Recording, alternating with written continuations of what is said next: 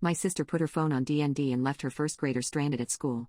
She said she'd take me off the emergency list and normal people wouldn't get angry about this.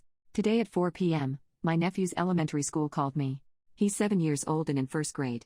He had been left at school for about 40 minutes after dismissal, and the office said they couldn't reach anyone on his emergency contact list. They asked if I could get in touch with his parents, my sister and her husband. I tried calling both of them, but their phones were on Do Not Disturb. The calls would ring once and go straight to voicemail, which was odd because their phone should usually ring a few times before going to voicemail. Since neither of them was reachable, I got concerned and decided to go pick up my nephew myself. While I was on my way, I kept trying to call my sister.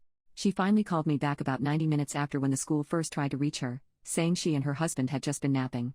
I was furious. It felt incredibly irresponsible for them to leave their child stranded at school and silence their phones, especially as parents of a young child and a toddler. Her excuse was that her husband had asked his grandparents to pick up my nephew, but there was a miscommunication. I told her that even if that was the plan, she shouldn't have put her phone on Do Not Disturb, because emergencies like this can happen. Her response shocked me. She said she likes putting her phone on Do Not Disturb during naps and, if I was going to react this way, she would remove me from my nephew's emergency contact list. She also added that I was the last contact on the list anyway because her in-laws were listed first. She then accused me of overreacting, saying that normal people wouldn't get angry about something like this. She even mentioned that she's made a lot of new friends this year and now understands how normal people act. I found this insulting because I was the only one responsible enough to answer the school's call and make sure her child was safe. She continued justifying herself, saying it's normal for people not to answer their phones if they're busy, at work, or in meetings.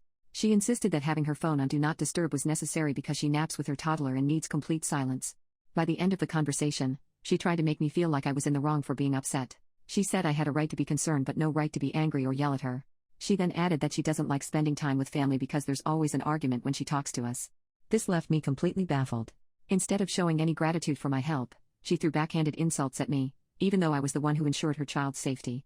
Her reaction made me question whether I was wrong to be upset, but I still feel her behavior was irresponsible and ungrateful.